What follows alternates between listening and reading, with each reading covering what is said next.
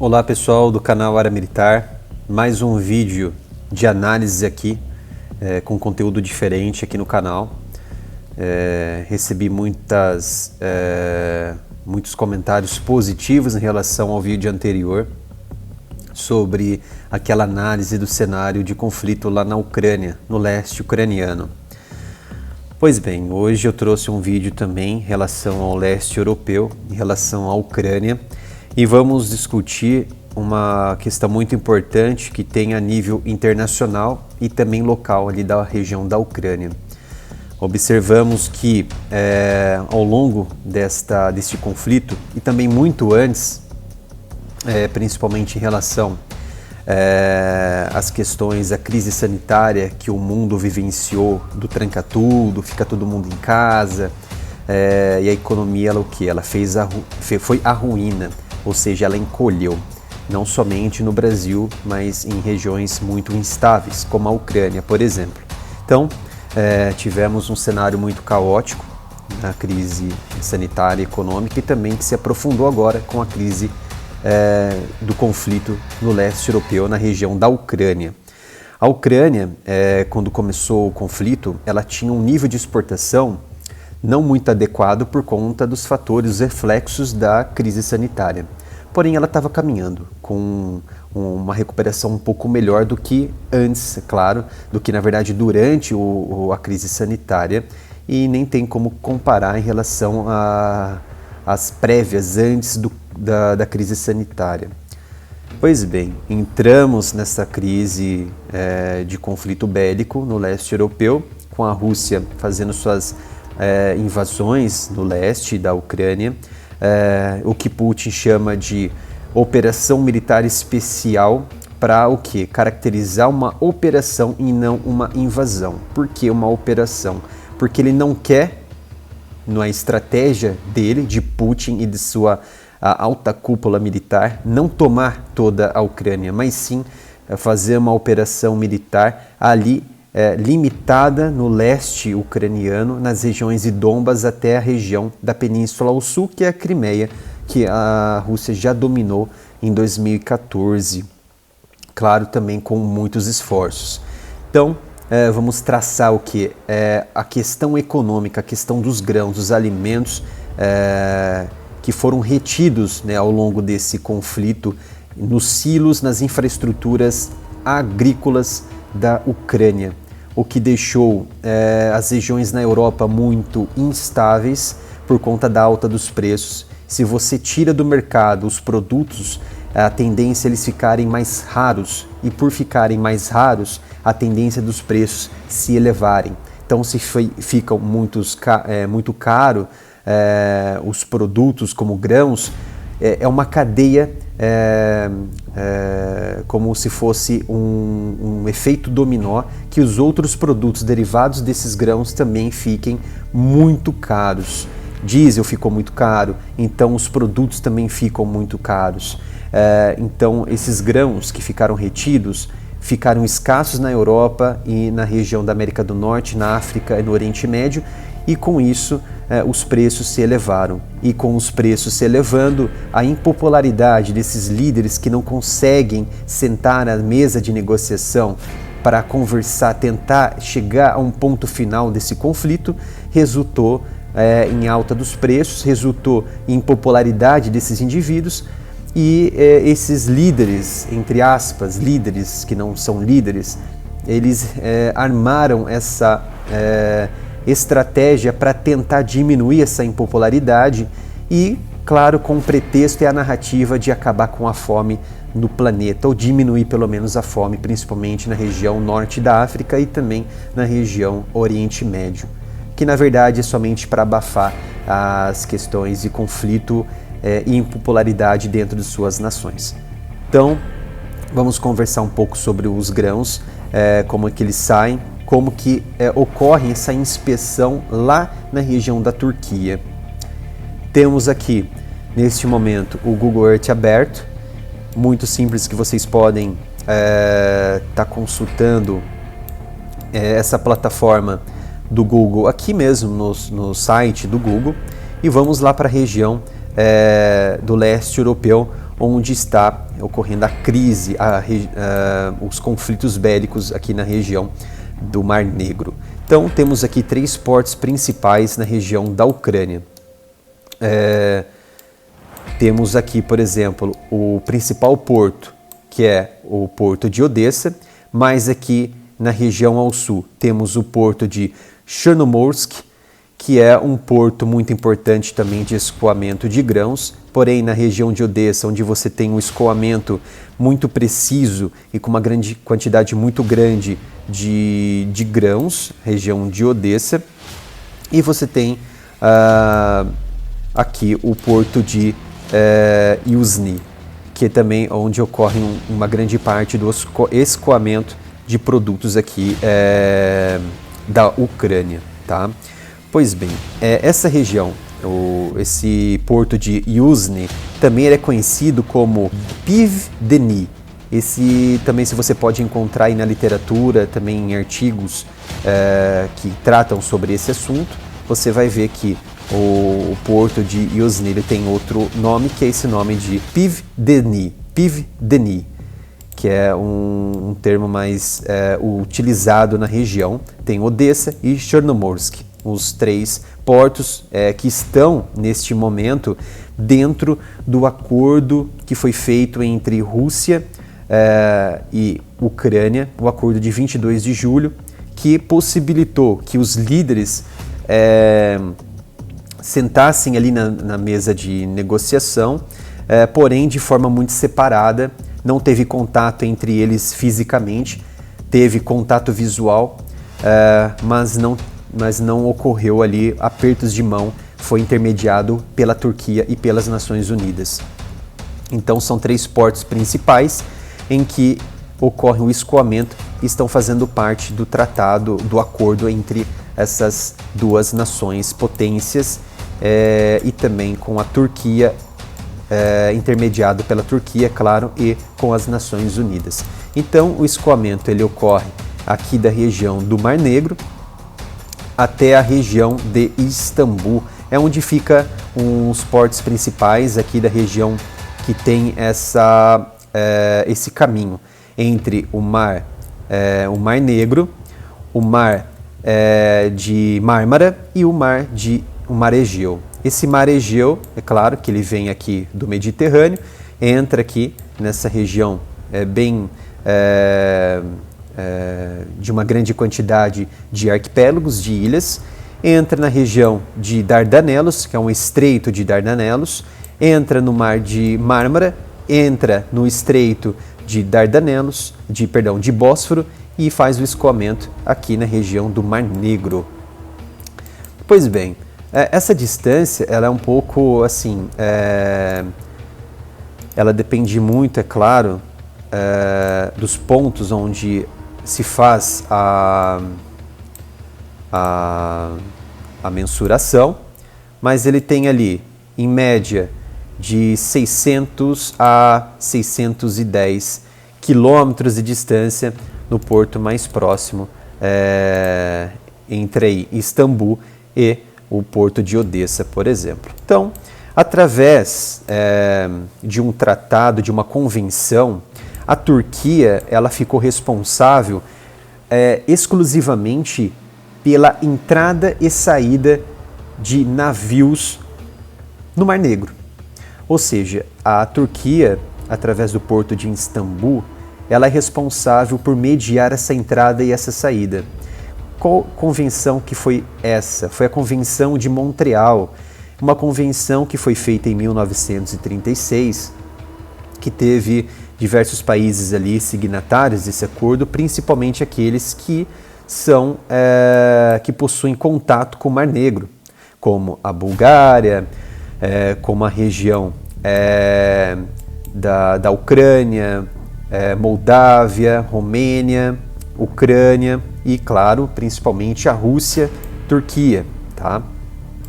Então existem algumas regras dentro dessa Convenção de Montreal que a Turquia ela precisa seguir à risca. Ela não pode simplesmente por vontade das potências do Ocidente e também da Rússia, de falar, não quero que nenhum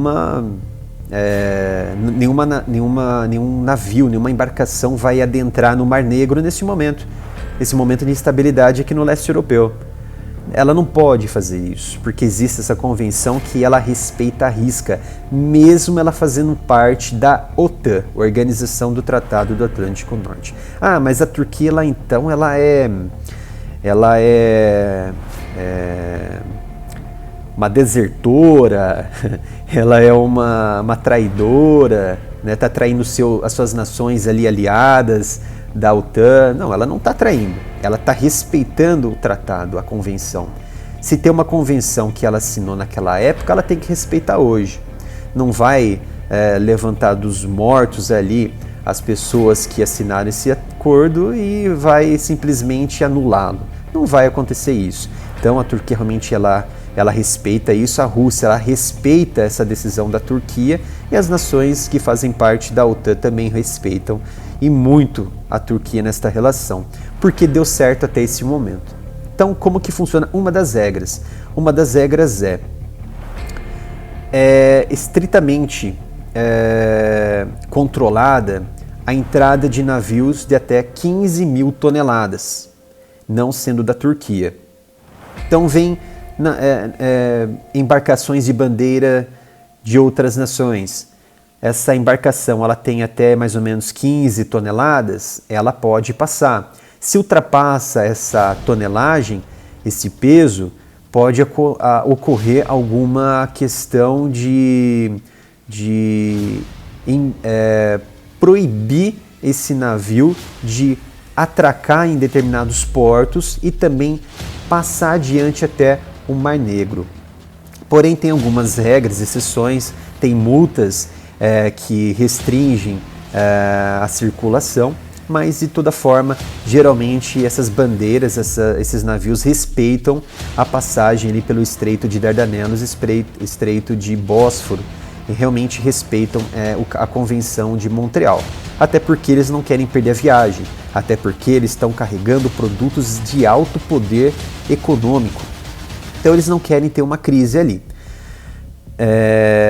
E também você se limita, restringe em até 30 mil toneladas, dependendo da quantidade de navios. Então navios ali que não sejam turcos, até 9 navios podem passar ali pelo estreito de até 30 mil toneladas na quantidade, na soma dessas embarcações. É o que está previsto ali na Convenção de Montreal, tá? Ou seja, 9 embarcações, elas podem passar de forma imediata e ao mesmo tempo ali na região.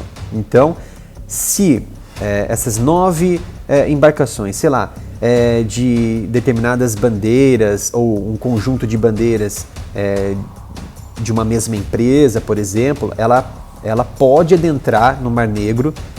Essas 9 embarcações elas podem entrar no Mar Negro, porém elas têm que respeitar 30 mil toneladas. Ou seja, embarcações não turcas, tá? Turcas já são outras questões que as regras elas não se aplicam a essa questão. E também temos a regra de ouro, que é o que mais está sendo falado neste momento, que são as embarcações da Rússia, as embarcações que estão em pleno conflito neste momento. A Turquia ela só pode proibir aquelas embarcações que não fazem parte da frota do Mar Negro da Rússia. Ou seja, todas aquelas embarcações que são da frota do Mar Negro, não necessariamente. Porque às vezes a Rússia, por exemplo, com um acordo com outra nação, por exemplo, vamos chutar, a Alemanha, por exemplo, uma hipótese bem banal, ela comprou uma embarcação da Alemanha e a Alemanha enviou essa embarcação até o Mar Negro em pleno conflito, ela não vai adentrar no Mar Negro porque essa embarcação ela já não era de origem do Mar Negro. Ela só pode entrar no Mar Negro se for uma embarcação que está retornando ao seu porto de origem. Então, do contrário, ela não pode acessar o Mar Negro. Então a frota do norte da Rússia, ela pode ela pode passar pelo Mediterrâneo, entrar no Mar Egeu e passar por o Estreito e entrar no Mar Negro. Ela não pode, porque não é o porto de origem dela. Então tem essa questão. E também, em uma determinada guerra, ali na região de conflito, a Turquia ela pode proibir quando o conflito, a guerra é com ela. Então, se a Turquia está em pleno conflito com a Rússia, ela pode proibir de imediato a entrada e a saída de embarcações russas no Mar Negro ou sair do Mar Negro. A Convenção de Montreal garante isso para a Turquia. Então, de toda forma, estou aqui com um mapa do porto, né, de Istambul. São dezenas ali de regiões em que os navios podem ancorar e existem, claro, alguns específicos. Por exemplo, aqui toda embarcação chegando muito próximo da área de confluência para passar no Estreito de Istambul, entrar no Mar de Mármara e seguir embora em direção ao Estreito de Dardanelos pelo Mar Egeu e ir embora para seu porto de destino, como por exemplo o Líbano, a África, outro porto específico, como foi realizado esse acordo em 22 de julho entre Rússia e Ucrânia para as embarcações que estavam bloqueadas lá nos portos de Odessa, Chernomorsk, Izium. Então, essas embarcações que saíram da Ucrânia, que estão vindo em direção ao Estreito, obrigatoriamente elas passam por uma fiscalização e não necessariamente elas precisam ancorar nas regiões e portos pelo Estreito de Bósforo. Não é obrigatório, porém é obrigatório a fiscalização através de uma junta que foi criada por este acordo entre a Turquia, Nações Unidas, Rússia e Ucrânia, chamado de Centro de Coordenação Conjunta de Fiscalização de Istambul. Então, a Turquia, através de uma equipe de 20 especialistas e também de autoridades russas, ucranianas, turcas e das Nações Unidas, fiscalizam essas embarcações em conjunto para não haver nenhum tipo de desentendimento e, principalmente, para dar fluxo muito rápido nesses grãos e também a procura de armamentos que estão saindo da Ucrânia ou estão chegando da Ucrânia. Então, as embarcações, elas não somente estão sendo fiscalizadas aqui, mas também elas estão sendo fiscalizadas no Mar de Mármara. Sim, elas estão sendo fiscalizadas no Mar de Mármara também. Então, antes de chegar nesse ponto específico de passagem, as embarcações, elas são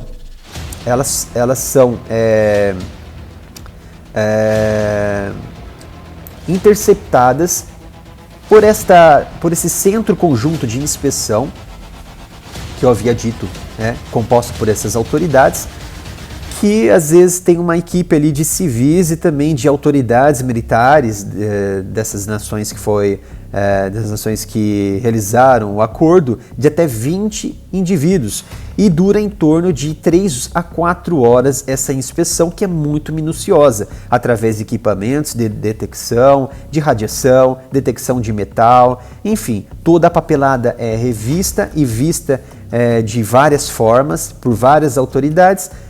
Houve um consentimento das 4 autoridades ali presentes, a embarcação ela não fica mais ali e o escoamento, a liberação dela é aprovada, dá sinal verde e segue frente, vida que segue. Vai para a região de Mármara ou vice-versa. Porém, antes de chegar então nessas unidades, nesses portos, elas já são interceptadas aqui nessa região, na região do Mar Negro, no finalzinho aqui no extremo sul, e navios de apoio portuários chegam junto dessas embarcações com as autoridades fazem a interceptação, fazem a inspeção e aí geralmente eles levam a embarcação para um outro canto, geralmente para a região ali de Carazo. Essa região, Porto de Carazo, na Turquia, é onde também eles realizam as fiscalizações mais a fundo, né? Eles deslocam as embarcações da região aqui para não ficar bloqueando a passagem, para não haver risco ali de colisão e também por ser uma embarcação sensível que veio da Ucrânia, então, ou está indo para a Ucrânia. Então, como são embarcações sensíveis, eles deslocam elas até essa outra região, para onde eles fazem toda a inspeção de forma mais minuciosa. Essa daqui é a região, mais ampliando aqui a região de Carazo. Essa região é onde eles fazem toda a fiscalização mais minuciosa. Tá? Então, de toda forma, retornando aqui ao mapa, ao Google Earth, a gente tem aqui, né, o Estreito de Bósforo, onde é realizado a passagem dessas embarcações, entrando e saindo do Mar Negro. Temos alguns pontos onde são feitas o estabelecimento das fiscalizações dessas embarcações.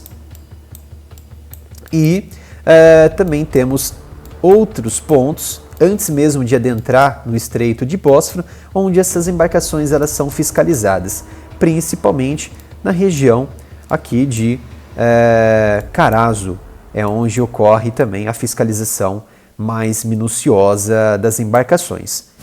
Mas uma embarcação aqui, ela está sendo revistada e houve uma suspeita de um produto aqui ilícito que não estava no acordo. Não é grão, não é outro tipo de alimento, é um equipamento diferente, uma arma, um míssil terra-ar, um míssil de longo alcance, que a Rússia ela já deixou claro que não vai aceitar nenhum equipamento de longo alcance do Ocidente. Se isso acontecer, muitas questões vão acontecer e a guerra ela não vai ser, o conflito não vai ser mais uma operação especial, mas sim uma guerra que vai transfixar a Ucrânia. Se houve realmente nessa região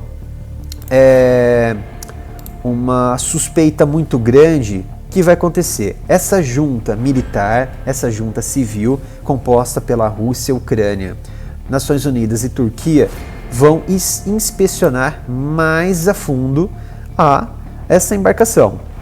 Vão inspecionar essa embarcação antes mesmo de chegar, vão transferir essa embarcação para outra região mais próxima ou de Carazo ou outra região aqui no Mar Negro, para impedir com que haja qualquer desinteligência nessa região, para que não haja desinteligência nessa região e para dar também fluxo para as embarcações aí trabalharem de forma natural. Após chegarem nessa região de inspeção, as 4 autoridades vão investigar a fundo, vão verificar a papelada e ali realmente eles entrarem num acordo. Não há nenhum equipamento que promova uma infração do acordo que foi assinado em 22 de julho, não há qualquer tipo de equipamento proibido, há somente produtos agrícolas, produtos derivados ali de grãos, enfim, produtos na lista do acordo. Essas autoridades, elas entram num consentimento entre elas, passam para o comando do centro conjunto. Esse comando do centro conjunto vai inspecionar todo esse documento, todas essas provas, que realmente não há nenhum tipo de situação diferente, e vai dar sequência, vai aprovar através da inspeção, da coordenação que fica ali no local, que fica ali no navio de apoio portuário, e vai dar sequência para a embarcação partir rumo ao seu destino. Então, toda essa embarcação, ela foi aprovada, todos os seus produtos, ótimo. Então, ela vai dar sequência e vai fazer todo o seu trajeto e vai embora para o seu destino, para o seu porto de destino. E quem pode fazer parte desse centro de inspeção que foi realizado de forma multilateral? Não há uma regra específica que determina quais os indivíduos civis ou militares que podem fazer parte. Já existem informações que agentes, claro, de inteligência da Rússia, do Ocidente e da própria Turquia fazem parte deste conglomerado de autoridades para levantar qualquer tipo de situação que uma autoridade passe, né, de forma despercebida, de forma intencional, determinados equipamentos numa embarcação. Enfim, são inteligências que ficam sempre ali de prontidão, infiltrada ali na região, para realmente caçar esse tipo de situação, de atividade ilegal, que não está no acordo. Então não há uma restrição, não há uma regra específica que fala que determinados civis, determinados militares, determinados indivíduos com um currículo tal podem fazer parte deste centro de operação conjunta, né, que é um centro de coordenação conjunta ali de Istambul. E essa é uma região, por si só, uma região de muito interesse para ali as nações que fazem parte do Mar Negro, principalmente da Ucrânia.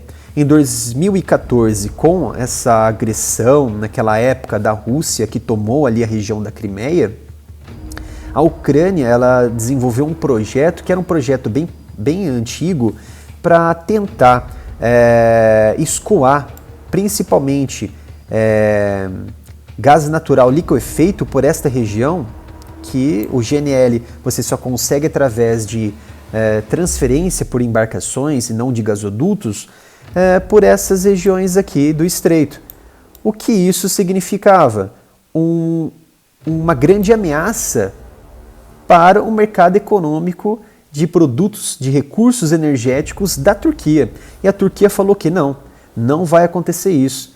Aqui somente vai passar embarcações autorizadas por mim, e eu não vou aprovar esse projeto de passar gás natural liquefeito por essa região. E a Ucrânia, ela teve que arcar com isso, ela teve que engolir com isso, e por isso que até hoje realmente a Ucrânia ela não tem uma relação muito boa com a Turquia. Porque a Turquia ela se beneficiou com isso.